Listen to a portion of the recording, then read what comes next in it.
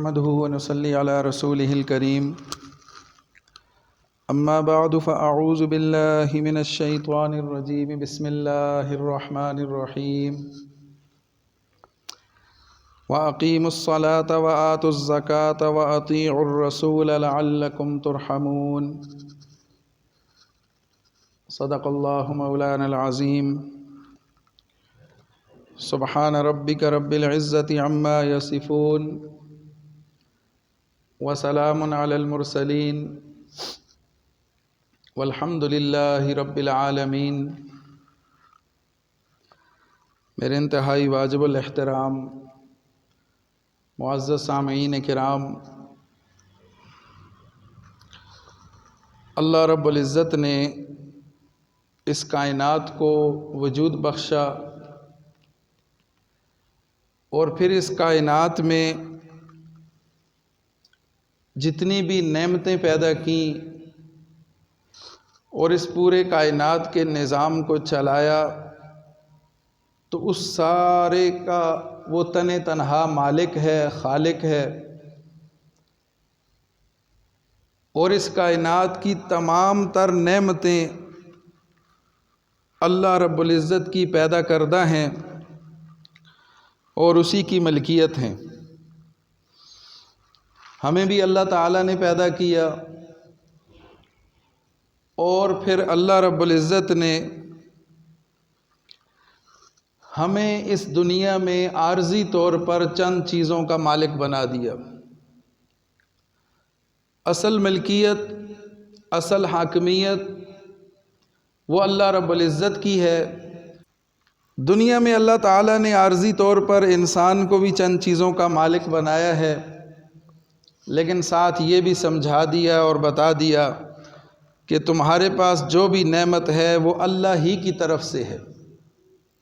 وَمَا بِكُم مِّن نِّعْمَةٍ فَمِنَ اللَّهِ، تمہارے پاس جو بھی نعمت ہے، جن چیزوں سے بھی تم نفع اٹھاتے ہو، جن چیزوں سے تم استفادہ حاصل کرتے ہو، جو نعمتیں اللہ تعالیٰ نے تمہیں عطا کی ہیں، ان کا اصل مالک اللہ رب العزت خود ہے۔ وَمَا بِكُم مِّن نِّعْمَةٍ فَمِنَ اللَّهِ۔ اور پھر زمین پر جو کچھ ہے، یہ زمین اور اس زمین پر جتنی بھی اشیاء ہیں وہ سب اللہ کی میراث ہیں۔ اِنَّا نَحْنُ نَرِثُ الْأَرْضَ وَمَنْ عَلَيْهَا، ہم اس زمین کے وارث ہیں اور جو کچھ اس زمین کے اوپر ہے اس سب کے بھی ہم وارث ہیں۔ تم خود کو اس کا مالک سمجھتے ہو، لیکن اصل وراثت، اصل ملکیت اللہ کہہ رہا ہے کہ وہ ہماری ہے۔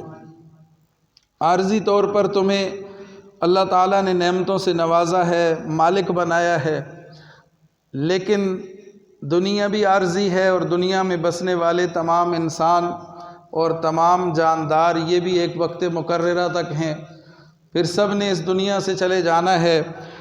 تو اس عارضی دنیا سے جانے کے بعد وہ سب نعمتیں ہاتھ سے نکل جائیں گی اور اصل ملکیت اور اصل وراثت اللہ رب العزت کے ہاتھ میں ہے۔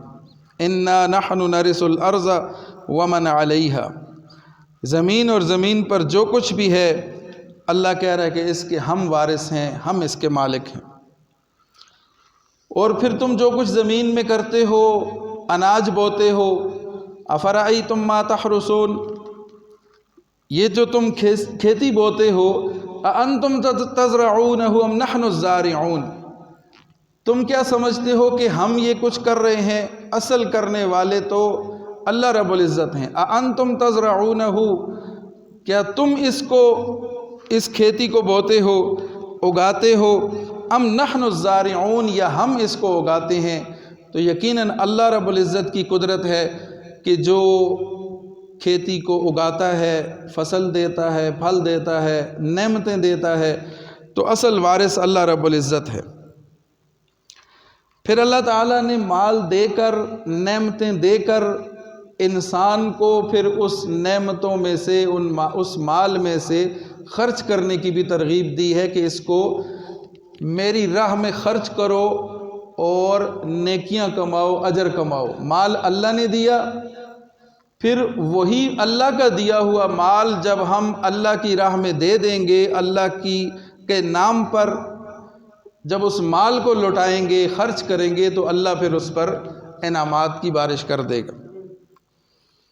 وَأَنفِقُوا مِمَّا جَعَلَكُم مُّسْتَخْلَفِينَ فِيهِ، جس مال میں اللہ نے تمہیں جانشین بنایا ہے اس مال میں سے اللہ کی راہ میں خرچ کرو۔ اللہ نے تمہیں مال دیا ہے، اس مال کا وارث بنایا ہے، عارضی مالک بنایا ہے، اس اللہ کے دیے ہوئے مال میں سے اللہ کی راہ میں خرچ کرو۔ وَآتُوهُم مِّن مَّالِ اللَّهِ الَّذِي آتَاكُمْ، اللہ کا مال جو اس نے تمہیں دیا ہے اس میں سے مستحقین کو بھی دو، ضرورت مندوں کا بھی خیال کرو، اور اللہ کی راہ میں زیادہ سے زیادہ خرچ کرو۔ پھر خرچ کرنے کی مختلف صورتیں ہیں، نفلی صدقات بھی ہیں، کچھ صدقات واجبہ بھی ہیں۔ تو صدقات واجبہ میں سے زکوٰۃ بھی ہے، جس کو اللہ رب العزت نے مالداروں پر فرض قرار دیا ہے، اور جہاں اللہ رب العزت نے نماز کا ذکر کیا، نماز کی فرضیت کا ذکر کیا، وہیں ساتھ ساتھ زکوٰۃ کی فرضیت کو بھی ذکر کیا ہے۔ تقریباً 70 سے زیادہ مواقع ایسے ہیں قرآن میں کہ جہاں اللہ رب العزت نے نماز اور زکوٰۃ کو ساتھ ساتھ ذکر کیا ہے۔ وَأَقِیمُوا الصَّلَاةَ وَآتُوا الزَّکَاةَ، نماز قائم کرو اور زکوٰۃ ادا کرو۔ وَأَقِیمُوا الصَّلَاةَ وَآتُوا الزَّکَاةَ وَأَطِیعُوا الرَّسُولَ لَعَلَّکُمْ تُرْحَمُونَ، نماز ادا کرو، قائم کرو، زکوٰۃ ادا کرو، اور رسول کی اطاعت کرو تاکہ تم پر رحم کیا جائے۔ اور اسلام کی جو بنیاد قرار دیا گیا، جن اعمال کو، جن 5 چیزوں کو اسلام کی بنیاد قرار دیا گیا، ان میں بھی زکوٰۃ کا ذکر فرما دیا۔ بنی الاسلام علی 5، اسلام کی بنیاد 5 چیزوں پر ہے۔ پہلی چیز ہے لا الہ الا اللہ کا اقرار، شہادت اللہ الہ الا اللہ وان محمد الرسول اللہ۔ لا الہ الا اللہ کا اقرار اور رسول اللہ صلی اللہ علیہ وسلم کی نبوت کا اقرار۔ وَإِقَامِ الصَّلَاةِ وَإِيتَاءِ الزَّکَاةِ، نماز کا ادا کرنا، نماز کا قائم کرنا، وَإِيتَاءِ الزَّکَاةِ، اور زکوٰۃ کا ادا کرنا، وَالْحَجِّ وَصَوْمِ رمضان، اور حج کا ادا کرنا اور رمضان کے روزے رکھنا۔ یہ 5 اسلام کی بنیاد قرار دیے گئے، ان 5 اعمال کو۔ تو اللہ رب العزت نے زکوٰۃ کو فرض کیا، مالداروں پر فرض کیا۔ ہر عاقل بالغ مسلمان پر اللہ نے زکوٰۃ کو فرض کیا جو صاحب نصاب ہو اور اس پر سال گزر چکا ہو۔ ہر عاقل بالغ اور مسلمان پر زکوٰۃ کو فرض قرار دیا جب کہ وہ صاحب نصاب ہو، یعنی اس کا مال اتنا ہو کہ نصاب کو پہنچ چکا ہو، اور اس مال پر ایک اسلامی سال بھی گزر چکا ہو، تو اس شخص پر زکوٰۃ فرض ہے۔ اس مال کا 40واں حصہ یعنی 2.5% اس میں سے وہ زکوٰۃ ادا کرے گا۔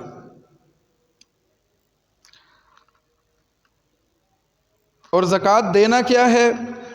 زکوٰۃ کے مستحق مسلمان کو زکوٰۃ کی نیت سے مال کا ایک مخصوص حصہ دے کر اس کا مالک بنا دیا جائے۔ زکوٰۃ کی نیت سے مخصوص مال اور اس کی ملکیت میں دے دینا، اس سے زکوٰۃ ادا ہوگی۔ تو اللہ رب العزت نے ایمان والوں پر زکوٰۃ کو فرض قرار دیا۔ ہجرت سے قبل ہی زکوٰۃ کی فرضیت نازل ہو چکی تھی، البتہ ہجرت کے بعد سن 2 ہجری میں زکوٰۃ کے تفصیلی احکامات نازل ہوئے کہ کس شرح کے ساتھ کتنی زکوٰۃ ہوگی، کس کو دینی ہے زکوٰۃ، یہ ساری تفصیل سن 2 ہجری میں نازل ہوئی۔ تو اللہ رب العزت نے زکوٰۃ کی ادا کرنے کی ترغیب بھی دی ہے، اور اس کے بہت سارے فوائد بھی رکھے ہیں ایمان والوں کے لیے۔ دنیاوی فوائد بھی ہیں اور اخروی فوائد تو ظاہر ہے بہت سارے ہیں۔ سب سے پہلا فائدہ جو زکوٰۃ ادا کرنے کا ہے وہ یہ ہے کہ اللہ رب العزت کے حکم کی تکمیل ہوتی ہے۔ اللہ تعالیٰ نے زکوٰۃ کو فرض قرار دیا، زکوٰۃ دینے کا حکم فرمایا، تو زکوٰۃ کی ادائیگی کے ساتھ اللہ رب العزت کا حکم پورا ہو رہا ہے۔ یہ سب سے بڑی بات ہے۔ سب سے بڑا فائدہ ایمان والوں کے لیے یہ ہے کہ زکوٰۃ کے ادا کرنے سے اللہ رب العزت کا حکم پورا ہو رہا ہے اور حکم کی تکمیل ہو رہی ہے۔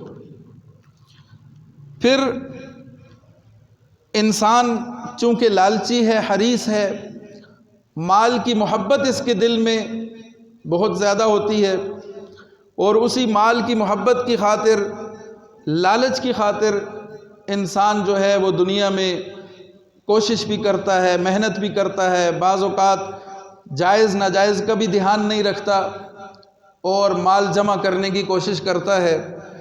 تو دل کے اندر جو مال کی محبت ہے، جو لالچ ہے، یہ زکوٰۃ کی ادائیگی سے اس کا بھی خاتمہ ہو جاتا ہے۔ مال کی محبت دل سے نکل جاتی ہے۔ جب اپنے مال میں سے ایک مخصوص مقدار نکال کر وہ صدقہ کرے گا، مستحق کو دے گا، تو اس کے دل سے اللہ رب العزت مال کی وہ جو محبت ہے اور مال کے ساتھ جو اس کا لگاؤ ہے، اس میں کمی آ جائے گی۔ زکوٰۃ کے ادا کرنے سے یہ دوسرا بڑا فائدہ حاصل ہوگا۔ پھر زکوٰۃ ادا کرنے سے جو ایک بڑا فائدہ حاصل ہوگا وہ یہ کہ جو باقی مال ہوگا وہ اللہ رب العزت محفوظ بھی کر دیں گے اور اس کو پاک بھی کر دیں گے۔ زکوٰۃ ادا کرنے سے مال محفوظ بھی ہو جاتا ہے اور مال پاک بھی ہو جاتا ہے۔ حضرت جابر رضی اللہ تعالیٰ عنہ سے روایت ہے کہ رسول اللہ صلی اللہ علیہ وسلم نے فرمایا، جس شخص نے اپنے مال کی زکوٰۃ ادا کر دی، اس کے مال سے شر دور ہو گیا۔ یعنی مال کی وجہ سے جو کوئی شر یا کوئی مصیبت یا کوئی پریشانی اس کو لاحق ہونے والی تھی، اللہ رب العزت نے زکوٰۃ کی ادائیگی کی برکت سے اس کے مال سے اس شر کو دفع کر دیا۔ حضرت حسن رضی اللہ تعالیٰ عنہ سے روایت ہے کہ رسول اللہ صلی اللہ علیہ وسلم نے فرمایا، اپنے اموال کی زکوٰۃ کے ذریعے، اپنے اموال کو زکوٰۃ کے ذریعے محفوظ کر لو، زکوٰۃ ادا کرو، تمہارا باقی مال محفوظ ہو جائے گا۔ اور فرمایا کہ اپنے بیماروں کا صدقے کے ذریعے علاج کیا کرو۔ کوئی بیمار ہو گیا تو اللہ کی راہ میں خرچ کرو، اللہ کے نام پر دو، صدقہ خیرات کرو، تو اللہ رب العزت بیماریاں اور پریشانیاں اور مصیبتیں تمہاری دور کرے گا۔ اور فرمایا کہ مصائب کے طوفان کا سامنا کرو دعا اور استغفار کے ساتھ۔ زکوٰۃ کی ادا کرنے سے مال پاک بھی ہوگا، مال محفوظ بھی ہوگا اور مال میں برکت بھی آئے گی۔ یمحق اللہ الربا ویربی الصدقات، اللہ تعالیٰ بڑھاتا ہے صدقات کو، زکوٰۃ کو بڑھاتا ہے، مال کو بڑھاتا ہے۔ یمحق اللہ الربا، اللہ سود کو گھٹاتا ہے، اور ویربی الصدقات، اور صدقات کو بڑھاتا ہے۔ انسان یہ سمجھتا ہے کہ سود سے مال زیادہ ہوگا، اور زکوٰۃ دے دی، خرچ کر دیا، صدقہ دے دیا تو مال کم ہوگا، لیکن اللہ کا قرآن یہ کہہ رہا ہے یمحق اللہ الربا، اللہ اس ربا کو کم کرے گا، گھٹائے گا، ختم کرے گا، ویربی الصدقات، اور صدقات کو بڑھائے گا۔ وما آتیتم من ربا لیربو فی اموال الناس فلا یربو عند اللہ، تم سود دیتے ہو اور اس سے یہ گمان کرتے ہو کہ مال بڑھے گا، پیسہ آئے گا، مال میں اضافہ ہوگا، اللہ کہہ رہا ہے کہ اس میں کوئی اضافہ نہیں ہوگا۔ اور وما آتیتم من زکوٰۃ تریدون وجہ اللہ فاولئک هم المضعفون، اور جو تم زکوٰۃ ادا کرتے ہو اور اس سے تمہارا مقصود اللہ کی رضا ہے، تو فَأُولَٰئِكَ هُمُ الْمُضْعِفُونَ، اللہ تعالیٰ اس میں اضافہ کرنے والا ہے۔ یہی لوگ ہیں جو اضافہ پانے والے ہیں، جو نفع کمانے والے ہیں، جو مال کو بڑھانے والے ہیں۔ تو زکوٰۃ دینے سے مال میں برکت بھی ہوگی اور مال کو اللہ تعالیٰ بڑھائے گا بھی۔ اور زکوٰۃ کے ساتھ پھر غرباء کی مدد بھی ہوتی ہے۔ غریب لوگ، کمزور لوگ، مستحق لوگ، جب ان کو زکوٰۃ دی جائے گی، ان کے ساتھ زکوٰۃ کے ذریعے تعاون کیا جائے گا، تو اللہ رب العزت ان کی غربت بھی دور کریں گے۔ تو غرباء کا تعاون ہے غرباء کے ساتھ کہ ان کے مال میں بھی اضافہ ہوگا اور ان کی ضروریات بھی پوری ہوں گی۔ وَيُطْعِمُونَ الطَّعَامَ عَلَى حُبِّهِ مِسْكِينًا وَيَتِيمًا وَأَسِيرًا، اللہ کی محبت میں وہ کھانا کھلاتے ہیں مسکین کو، یتیم کو اور قیدیوں کو، اور اس پر ان سے اجر طلب نہیں کرتے، کسی شکریہ کی طلب ان سے نہیں کرتے، اور کہتے ہیں کہ ہم تمہیں اللہ کی رضا کے لیے یہ کر رہے ہیں تمہارے ساتھ، اور اس پر ہم تمہارے طرف سے کسی قسم کے شکریہ یا کسی قسم کے معاوضے کے طلبگار نہیں ہیں، ہم اللہ کی رضا کے لیے یہ کر رہے ہیں۔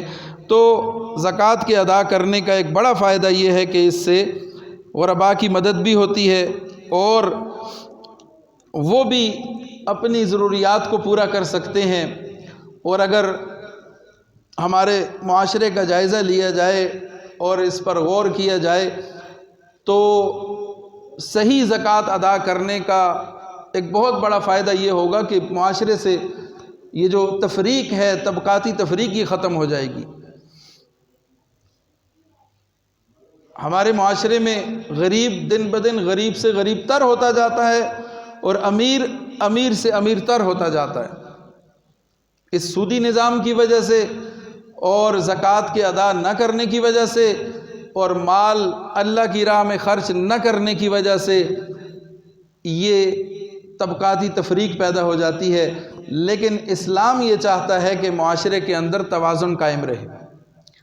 اسلام اس لیے خرچ کرنے کی ترغیب دیتا ہے، اسلام کہیں بھی جمع کرنے کی اور اپنے تجوریاں بھرنے کی اور مال میں اضافہ کرنے کی ترغیب دیتا ہوا نظر نہیں آتا۔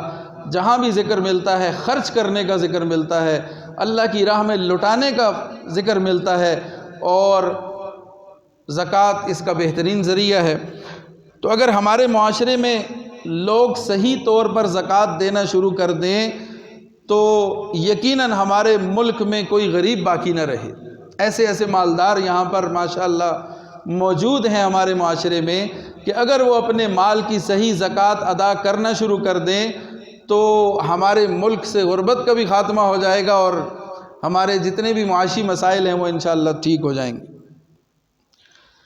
تو زکوٰۃ ادا کرنے کے فائدے بھی بے شمار ہیں، اس کے ساتھ ساتھ زکوٰۃ نہ ادا کرنے پر پھر اللہ تعالیٰ کی طرف سے وعیدیں بھی ہیں کہ جو زکوٰۃ ادا نہیں کرے گا اللہ تعالیٰ نے اس کے لیے پھر جہنم کی آگ بھی تیار کر کے رکھی ہے۔ والذین یکنزون الذھب والفضہ،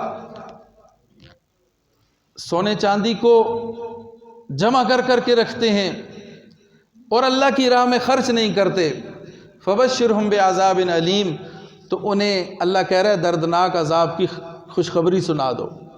عنقریب ایک عذاب آنے والا ہے، یہ دنیا تو عارضی ہے، چھوٹ جائے گی، چلی جائے گی، ختم ہو جائے گی، اور یہ خزانے اور یہ بینک بیلنس اور یہ بھری ہوئی تجوریاں اور یہ مال و دولت کے انبار یہ سب یہیں رہ جائیں گے، اور اعمال جو نیک اعمال کیے ہوں گے وہی آخرت میں کام آئیں گے۔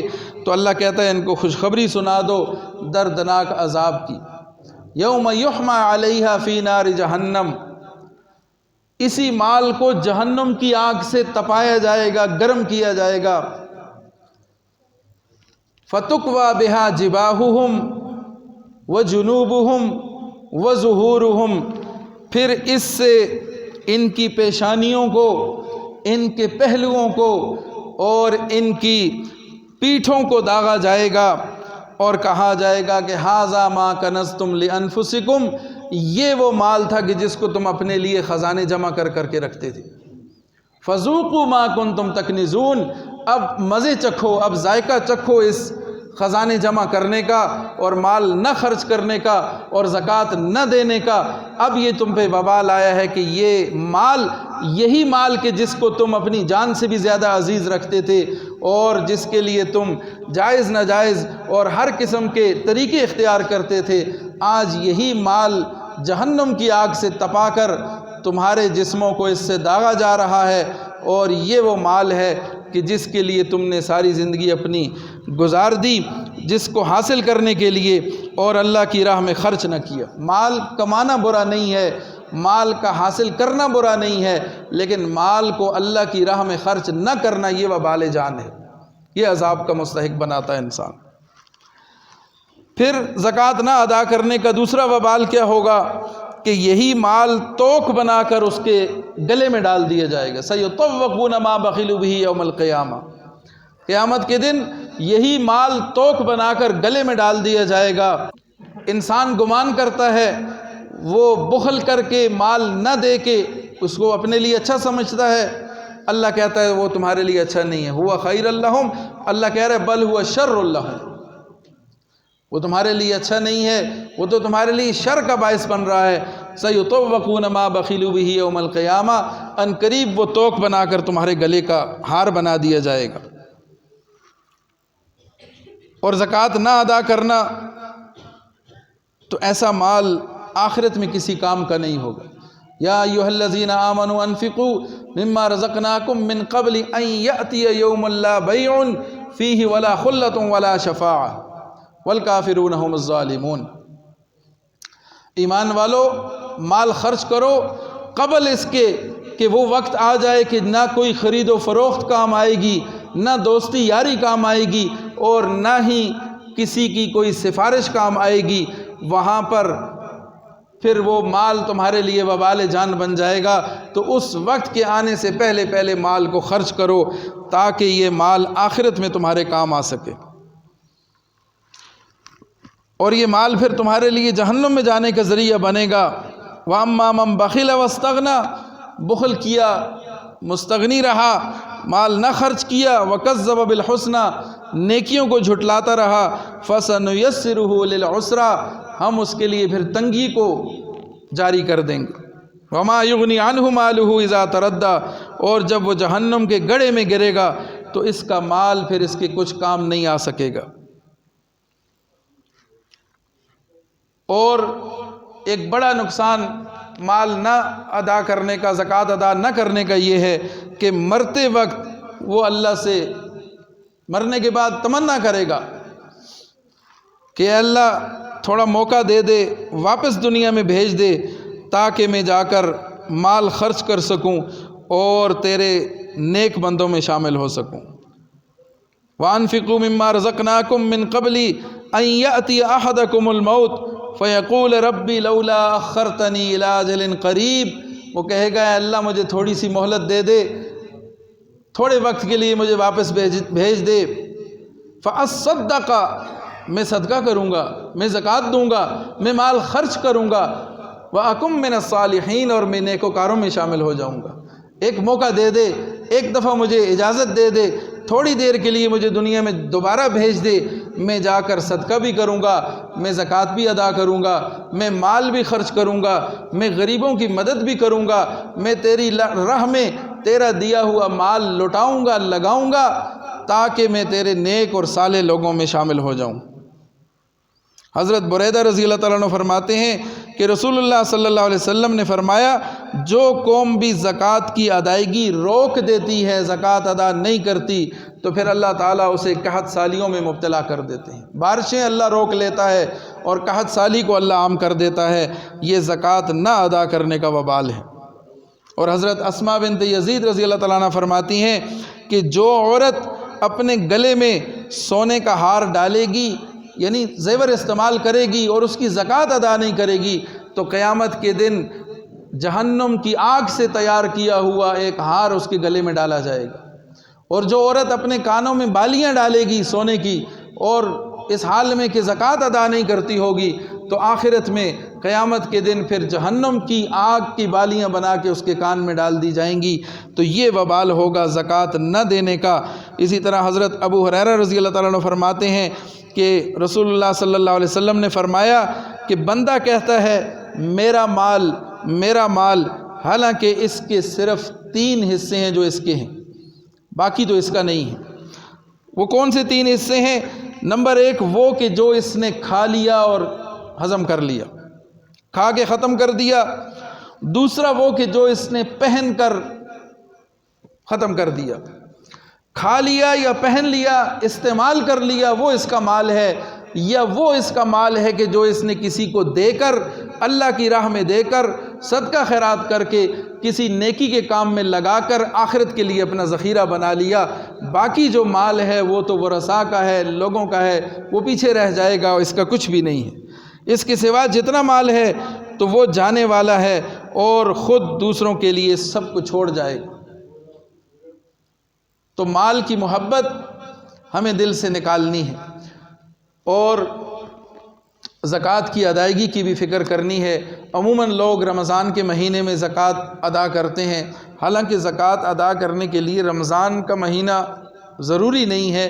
زکوٰۃ اس وقت ادا کرنی ہوتی ہے کہ جس وقت انسان مالدار ہوا تھا۔